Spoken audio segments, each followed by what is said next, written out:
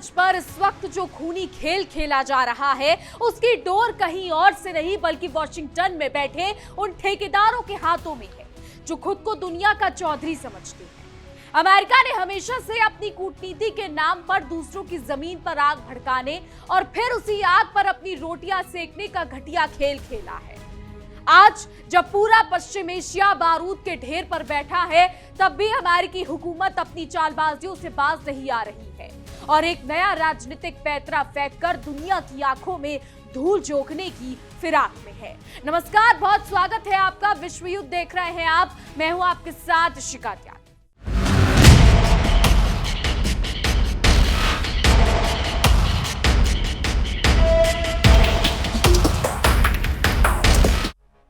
बात चाहे मानव अधिकारों की ढोल पीटने की हो या वैश्विक शांति की दुहाई देने की, वॉशिंगटन की नीतियां हमेशा से अपनी सहूलियत और स्वार्थ की मोहताज रही हैं। अमेरिका की फितरत ही रही है अपना काम बनता और भाड़ में जाए जनता। एक तरफ से वो दुनिया भर को शांति का पाठ पढ़ाता फिरता है और दूसरी तरफ पीछे के दरवाजे से ऐसा पासा फेंकता है जिससे इलाके का संतुलन पूरी तरीके से तबाह हो जाए। अमेरिका की इसी साम्राज्यवादी सोच ने आज लाल सागर से लेकर रियाद और तेहरान तक सनसनी फैला दी है। अमेरिकी राष्ट्रपति डोनाल्ड ट्रंप ने जंग की आग में झुलस रहे पश्चिम एशिया की बिसात पर एक ऐसा दांव खेला है जिसे देखकर हर कोई हैरान है। अमेरिका ने सऊदी के सामने एक चमचमाता लॉलीपॉप रखा है, सिविल न्यूक्लियर टेक्नोलॉजी देने का लालच। ऊपर से देखने पर तो ये एक सीधी सादी और साधारण सी डिफेंस डील लगती है, लेकिन इस न्यूक्लियर लालच की आड़ में अमेरिका ने पीछे से अपना वो मास्टर स्ट्रोक खेला है जो उसकी सालों पुरानी दादागिरी और चालबाजी का जीता जागता सबूत है। अमेरिका ने इस डील के साथ सऊदी के सामने एक ऐसी शर्त रख दी है जिसे सुनते ही तेल अवीव में बैठे इजरायली प्रधानमंत्री बेंजामिन नेतन्याहू की सांसें रुक जाएंगी और वो खुशी से फूले नहीं समाएंगे। वॉशिंगटन ने बड़ी चालाकी से सऊदी अरब की दुखती रग को दबा दिया है। हालांकि इस पूरे मामले पर रियाद का आधिकारिक जवाब आना अभी बाकी है, लेकिन अमेरिका के चौतरफा दबाव और इस कूटनीतिक शिकंजे के आगे सऊदी के लिए इनकार करना लगभग नामुमकिन की हद तक मुश्किल नजर आ रहा है। डोनाल्ड ट्रंप की सीधी और तीखी शर्त है कि अगर सऊदी को अमेरिका से सिविल न्यूक्लियर टेक्नोलॉजी चाहिए तो उसे पहले इजराइल के साथ दोस्ती का हाथ बढ़ाना होगा और ऐतिहासिक अब्राहम एकॉर्ड्स पर दस्तखत करने होंगे। अमेरिका के इस एक दाव ने जहां इजराइल के हुक्मरानों को गदगद कर दिया, वहीं वॉशिंगटन से लेकर रियाद तक के पूरे राजनीतिक और कूटनीतिक समीकरणों को हिलाकर रख दिया। अमेरिका का यह पैंतरा साबित करता है कि वो अपनी कूटनीतिक ब्लैकमेलिंग से किसी को भी बख्शता नहीं। डोनाल्ड ट्रंप ने अपने social media platform truth social पर एक पोस्ट शेयर करके इस पूरी कुख्यात डील की शर्तों को दुनिया के सामने सार्वजनिक किया। उन्होंने दम भरते हुए लिखा कि अमेरिका और सऊदी अरब के बीच सिविल न्यूक्लियर प्रोग्राम को लेकर डील लगभग पक्की हो चुकी है, लेकिन ये पूरा समझौता एक बहुत बड़ी कूटनीतिक शर्त के साथ बंधा हुआ है। ट्रंप ने बिना किसी झिझक के साफ कर दिया कि अमेरिकी टेक्नोलॉजी मुफ्त में नहीं मिलेगी, इसकी कीमत इजराइल से हाथ मिलाकर चुकानी होगी। डोनाल्ड ट्रंप ने अपनी पोस्ट में साफ तौर पर लिखा कि यह समझौता अपूर्व हो जाएगा, लेकिन ये पूरी तरीके से बस इस शर्त पर निर्भर करता है कि सऊदी अरब बेहद सम्मानित और सफल अब्राहम एकॉर्ड में शामिल हो। इसके साथ ही परमाणु ईंधन और यूरेनियम को लेकर उठ रहे तीखे सवालों का जवाब देते हुए उन्होंने आगे लिखा कि अमेरिका सिविल न्यूक्लियर फैसिलिटी के खिलाफ नहीं है, लेकिन इस डील के साथ और इस डील के तहत सऊदी अरब को यूरेनियम इनरिचमेंट यानी संवर्धन करने की इजाजत बिल्कुल भी नहीं दी जाएगी। असल में अमेरिका काफी समय से ये गंदा खेल खेल रहा था कि खाड़ी का सबसे ताकतवर, समृद्ध और प्रभावशाली मुल्क सऊदी अरब किसी भी तरीके से इजराइल को एक संप्रभु देश के रूप में आधिकारिक मंजूरी दी थी। 2020 में जब ट्रंप का पहला कार्यकाल था तब उन्होंने ही सागदाम दंड भेद लगाकर अब्राहम एकॉर्ड की शुरुआत करवाई थी। उसी समझौते की आड़ में संयुक्त अरब अमीरात, यूएई, बहरीन, सूडान और मोरक्को को जैसे अरब मुल्कों ने अपने उसूलों को ताक पर रखकर इजराइल के साथ राजनयिक रिश्ते कायम किए थे। सच तो यह है कि इस पूरी अमेरिकी कूटनीति का असली और सबसे बड़ा इनाम हमेशा से सऊदी ही रहा है, जिस पर वॉशिंगटन की आंखें काफी समय से गड़ी हुई थी। सऊदी लंबे समय से अमेरिका के सामने दो बड़ी और अहम मांगे रख रहा था। पहला, अपनी पक्की सुरक्षा की गारंटी और दूसरा, नागरिक परमाणु ऊर्जा के लिए आधुनिक अमेरिकी तकनीक। वॉशिंगटन ने सऊदी की इसी जरूरत को भांप लिया और दुखती रग पर हाथ रख दिया। डोनाल्ड ट्रंप ने सऊदी की इसी मजबूरी को अपना सबसे बड़ा कूटनीतिक हथियार बना लिया। उन्होंने रियाद के सामने साफ और दो टूक शर्त रख दी कि अगर न्यूक्लियर पावर का अपना सपना पूरा करना है तो पहले इजराइल को गले लगाना ही पड़ेगा। अमेरिका की ये नीति दर्शाती है कि वो किस तरीके से दूसरे देशों की सुरक्षा जरूरतों का फायदा उठाकर अपने जियोपॉलिटिकल एजेंडे को थोपने में माहिर है। बिना अपने किसी नुकसान के वॉशिंगटन मध्य पूर्व की पूरी बाजी अपने पक्ष में पलटना चाहता है। अमेरिकी राष्ट्रपति के इस दाव से इजराइल और प्रधानमंत्री बेंजामिन नेतन्याहू की तो जैसे लॉटरी ही लग गई है। अगर सऊदी दबाव में आकर इजराइल से हाथ मिला लेता है और अपने रिश्तों को सामान्य करने पर मुहर लगा देता है तो इसे इजराइल के इतिहास की सबसे बड़ी कूटनीतिक और रणनीतिक जीत मानी जाएगी। नेतन्याहू के लिए ये वो मौका होगा जिसकी तलाश में वो सालों से अमेरिका के चक्कर काट रहे थे। अब तक अरब जगत में इजराइल को अलग थलग करने और उस पर नकेल कसने की जो भी रणनीतियां बनाई जाती रही थी वो इस समझौते पर दस्तखत होते ही पूरी तरीके से धरी की धरी रह जाएंगी। इससे न केवल पूरे मिडिल ईस्ट में इजराइल की राजनीतिक स्वीकार्यता कई गुना बढ़ जाएगी बल्कि ईरान के खिलाफ एक बेहद मजबूत और घातक क्षेत्रीय गठबंधन भी खड़ा हो जाएगा। यही वजह है कि इजरायली खेमा इस फैसले से अपनी बाहें खिलाए बैठे। लेकिन अमेरिका का ये खेल इतना सीधा नहीं है। इसके पीछे लाल सागर का वो खूनी और तनावपूर्ण ड्रामा भी शामिल है जो हाल के दिनों में घटा है। ईरान के पूर्व सुप्रीम लीडर अली खामेनेई के जनाजे से लौट रही एक फ्लाइट का किस्सा इस पूरी कहानी को और उलझा देता है। ये फ्लाइट तेहरान से उड़ान भरकर यमन की राजधानी सना में लैंड करने वाली थी, लेकिन विमान के उतरने से ठीक पहले अचानक वहां हमला हो गया और पूरे इलाके में हड़कंप मच गया। हमले के बाद पायलट ने आखिरी वक्त पर अपनी सूझबूझ से फैसला बदला और विमान का रुख लाल सागर के किनारे बसे होदेदा शहर के एयरपोर्ट की ओर मोड़ दिया। उस वक्त शायद किसी को दूर दूर तक अंदाजा नहीं था कि इस एक गुपचुप फ्लाइट की कहानी आने वाले दिनों में पूरी दुनिया की समुद्री सुरक्षा, वैश्विक तेल सप्लाई और अंतरराष्ट्रीय व्यापार के लिए बहुत बड़ा खतरा बन जाएगी और हर तरफ सनसनी फैल जाएगी। बता दें, मीडिया रिपोर्ट्स के मुताबिक 13 जुलाई को तेहरान से यमन पहुंचे इस विमान में सिर्फ आम और मासूम यात्री सवार नहीं थे। रिपोर्ट्स के मुताबिक इस रहस्यमयी विमान में ईरान की इस्लामिक गार्ड्स IRGC के आला कमांडर, बड़े सैन्य सलाहकार और साथ ही घातक मिसाइलों और ड्रोनों से जुड़ा संवेदनशील सैन्य सामान भी मौजूद था। मीडिया रिपोर्ट्स के मुताबिक उच्च अधिकारियों के हवाले से ये बताया गया है कि इस विमान में 10 से लेकर 21 के बीच IRGC के अधिकारी सवार थे, जिनमें कई वरिष्ठ सैन्य कमांडर भी शामिल थे। आपको बता दें कि ये दावा किया जा रहा है कि इन ईरानी अधिकारियों का मुख्य मकसद यमन के हूती लड़ाकों को नए और उन्नत मिसाइल सिस्टम की ट्रेनिंग देना और उनके सैन्य अभियानों को धार देना था। इतना ही नहीं, मीडिया रिपोर्ट्स ये भी कहती हैं कि इस विमान के जरिए हूती लड़ाकों के आर्थिक और सैन्य अभियानों को सपोर्ट करने के लिए भारी मात्रा में सोना भी भेजा गया था।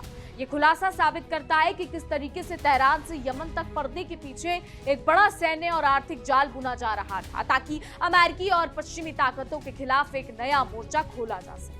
तो रिपोर्ट्स के मुताबिक ये ईरानी विमान शुरुआत में यमन की राजधानी सना के अंतरराष्ट्रीय एयरपोर्ट पर उतरने वाला था, लेकिन लैंडिंग से ठीक पहले सऊदी समर्थित यमनी सरकार सेनाओं ने एयरपोर्ट पर अचानक जोरदार हमला बोल दिया। इस अचानक हुए हमले के कारण एयर ट्रैफिक का पूरा गणित बिगड़ गया और विमान को जल्दबाजी में हूती नियंत्रण वाले तटीय शहर के एयरपोर्ट पर इमरजेंसी लैंडिंग करनी पड़ी। मीडिया रिपोर्ट्स के मुताबिक इस संदिग्ध फ्लाइट के यमन पहुंचने के महज 3 दिन बाद ईरान ने हूतियों को एक गुप्त और बेहद कड़ा संदेश भेजा। तेहरान ने हूतियों से कहा कि अगर अमेरिका या उसके सहयोगियों ने ईरान के ऊर्जा ठिकानों और तेल रिफाइनरियों पर हमला किया तो हूती तुरंत लाल सागर के सबसे अहम तेल मार्ग को पूरी तरीके से बंद करने के लिए तैयार रहे। ईरान का ये संदेश मिलते ही यमन के रण क्षेत्र में घटनाएं बेहद तेजी से बदली और तनाव अपने चरम पर पहुंच गया। हूती लड़ाकों ने बिना कोई वक्त गवाए सऊदी के खिलाफ सख्त समुद्री नाकेबंदी का आधिकारिक ऐलान कर दिया। इस ऐलान के तुरंत बाद हूतियों ने लाल सागर से गुजर रहे 2 सऊदी तेल टैंकरों पर मिसाइलों और ड्रोन से भीषण हमला करने का दावा ठोक दिया, जिससे पूरे अंतरराष्ट्रीय व्यापारिक गलियारे में हड़कंप मच गया। इसके बाद सऊदी की तरफ से भी प्रतिक्रियाएं आई और उसने स्वीकार किया कि उसका एक तेल टैंकर हूती हमले में पूरी तरीके से तबाह हो गया है। जानकारों का मानना है कि इन तमाम कड़ियों का एक साथ जोड़ना या जुड़ना कोई इत्तेफाक नहीं हो सकता। ये तेहरान द्वारा बुनी गई एक सोची समझी रणनीति का हिस्सा था जिसने अमेरिका और उसके अरब सहयोगियों की नींद उड़ा दी। लाल सागर दुनिया के सबसे व्यस्त और रणनीतिक रूप से संवेदनशील समुद्री व्यापारिक रास्तों में से एक माना जाता है। ये जल मार्ग स्वेज नहर के जरिए एशिया और यूरोप को सीधे जोड़ता है और यहाँ से ग्लोबल ट्रेड का एक बहुत बड़ा हिस्सा रोज गुजरता है। अगर इस रास्ते पर तनाव की चिंगारी भड़कती है तो पूरे विश्व में कच्चे तेल की सप्लाई ठप हो सकती है और वैश्विक अर्थव्यवस्था घुटनों पर आ सकती है।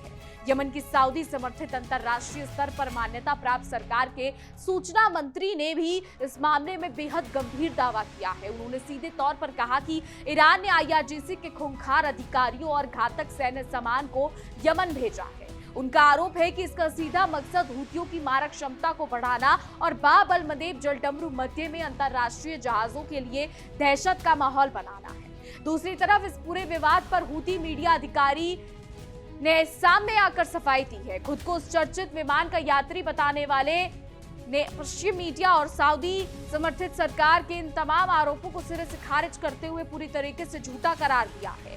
उनका कहना है कि विमान में मौजूद सभी लोग आम नागरिक, मरीज और राजनीतिक प्रतिनिधि मंडल के सदस्य थे। ईरान भी इस मामले में दूध का धुला बनने की कोशिश कर रहा है और उसने भी इन आरोपों का खंडन किया है। तेहरान का कहना है कि वो हूथियों को किसी भी तरीके की मिसाइल या सैन्य क्षमता मुहैया नहीं कराता है। 20 जुलाई को ईरान के विदेश मंत्रालय ने बयान जारी कर कहा कि 13 जुलाई की उस फ्लाइट को एकमात्र मकसद तेहरान से लौट रहे हूथी प्रतिनिधि मंडल और ईरान में अपना इलाज कराकर वापस लौट रहे आम यमनी नागरिकों को उनके घर पहुंचाना था। लेकिन पर्दे के पीछे की ये जंग और बयानों की ये तीरंदाजी अमेरिका की चालबाजियों को छिपा नहीं सकती। वाशिंगटन अपनी नापाक कूटनीति के जरिए एक तरफ ईरान को अलग थलग करने के लिए पूरे मध्य पूर्व में आग लगा रहा है और दूसरी तरफ सऊदी जैसे देशों को अपनी उंगलियों पर नचाने के लिए न्यूक्लियर डील के नाम पर कुछ और ही दिखा रहा है। अमेरिका का ये रवैया उसकी पुरानी साम्राज्यवादी फितरत को साफ दर्शाता है। तो अमेरिका की इस घिनौनी चाल से ये बिल्कुल साफ हो जाता है कि उसे ना तो यमन के लोगों की फिक्र है और ना ही लाल सागर की शांति। वाशिंगटन के लिए दूसरे मुल्कों की संप्रभुता और सुरक्षा केवल एक मोहरा है जिन्हें वो अपनी मर्जी से अपनी राजनीतिक बिसात पर इस्तेमाल करता है। चोरी ऊपर से सीना चोरी करते हुए अमेरिका आज दुनिया के सामने खुद को मसीहा बनाकर पेश करने का नाटक कर चुका है। तो डोनाल्ड ट्रंप की इस न्यूक्लियर दाव पेच ने पश्चिम एशिया को शांति की तरफ ले जाने के बजाय एक नए और भयंकर बारूद के ढेर पर लाकर खड़ा कर दिया है। अमेरिका द्वारा सऊदी के सामने रखी गई इस सख्त शर्त ने अरब जगत के आत्मसम्मान को चुनौती दी है। अगर रियाद अमेरिका के इस दबाव के आगे घुटने टेक देता है तो ये पूरे मुस्लिम जगत और मध्य पूर्व की स्थिरता के लिए एक बहुत बड़ा झटका साबित होगा। अमेरिका जो आग से खेलने की कोशिश कर रहा है उसकी लपटें आने वाले दिनों में खुद उसके अपने सहयोगियों को झुलसा सकती है। अपनी बात मनवाने के लिए दूसरों को ब्लैकमेल करना और लालच देकर अपना उल्लू सीधा करना अमेरिका का पुराना शक्ल रहा है। लेकिन इस बार लाल सागर की उफनती लहरें और मिडिल ईस्ट का बदलता मिजाज वाशिंगटन के इन मंसूबों को इतनी आसानी से कामयाब नहीं होने देगा। अब देखना ये बेहद दिलचस्प और अहम होगा कि सऊदी अमेरिका के इस परमाणु जल और कूटनीतिक दबाव का सामना किस तरीके से करता है। क्या रियाद अमेरिका के इस न्यूक्लियर लालच के आगे नतमस्तक होकर इजरायल के साथ दोस्ती का हाथ बढ़ाएगा या फिर अपने स्वाभिमान और क्षेत्रीय संतुलन को तरजीह देते हुए वाशिंगटन की इस चालबाजी को करारा जवाब देगा। जवाब जो भी हो, लेकिन अमेरिका की इस घिनौनी कूटनीति ने पूरे मध्य पूर्व को एक बड़े संकट के मुहाने पर लाकर खड़ा कर दिया है। तो वाशिंगटन का ये दोहरा रवैया कोई आज की बात नहीं है। इतिहास गवाह है कि जब जब अमेरिका ने मध्य पूर्व में शांति का मसीहा बनने का ढोंग रचा है तब तब उस इलाके में तबाही और तबाही का मंजर ही देखने को मिला है। अपनी तिजोरियां भरने और हथियार बेचने के लिए अमेरिका ने हमेशा खाड़ी मुल्कों को आपस में लड़ाने का काम किया है। आज फिर सिविल न्यूक्लियर टेक्नोलॉजी का आभूषण पहनाकर अमेरिका सऊदी को अपने शिकंजे में कसने की पूरी कोशिश कर रहा है। मुंह में मीठी बातें और बगल में छुरी रखने वाली अमेरिकी विदेश नीति ने पूरे पश्चिम एशिया को एक ऐसी अंधी सुरंग में धकेल दिया है जिसका कोई छोर नजर नहीं आता। एक तरफ तो वाशिंगटन मानव अधिकारों और अंतरराष्ट्रीय नियमों की दुहाई देते नहीं थकता और दूसरी तरफ अपनी सहूलियत के हिसाब से संप्रभु मुल्कों पर दबाव बनाकर अपनी मनमानी शर्तें थोपता है। सऊदी और इजरायल का यह संभावित समझौता शांति का जरिया नहीं बल्कि वाशिंगटन का नया सैन्य खेल है।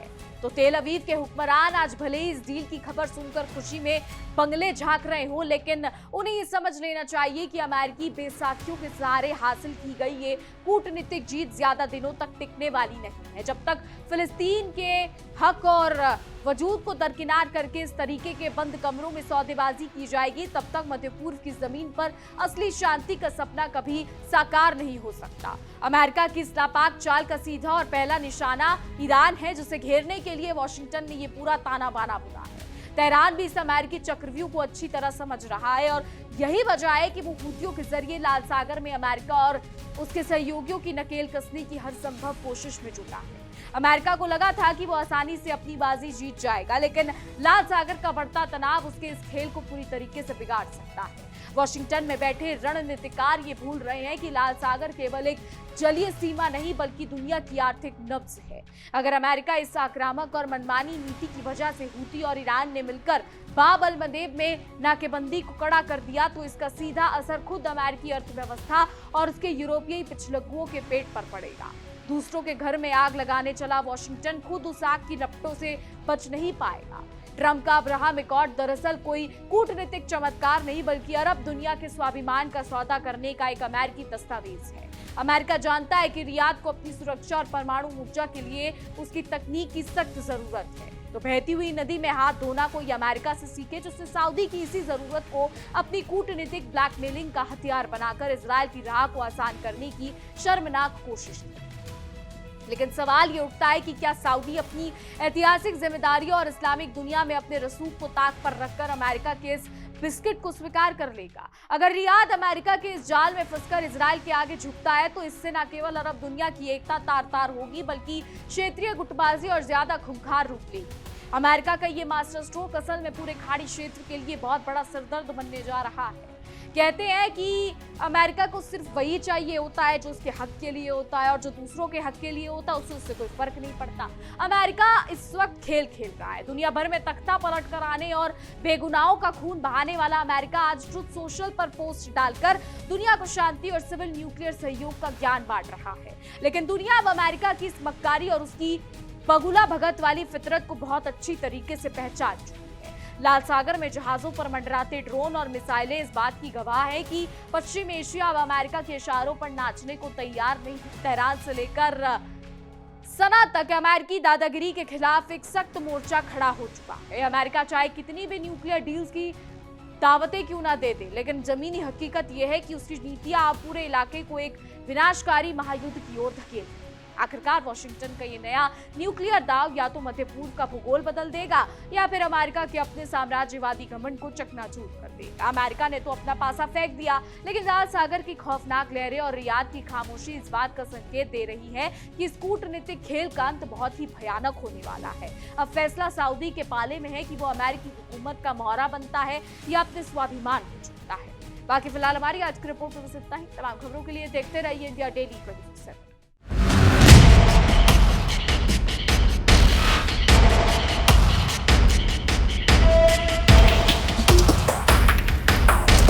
देखिए इंडिया डेली 24/7 अब आपकी स्मार्ट टीवी पर। इंडिया डेली मौजूद है सभी डिजिटल प्लेटफॉर्म पर लाइव और लगातार। इंडिया डेली 24/7 हर दिन राष्ट्र को समर्पित।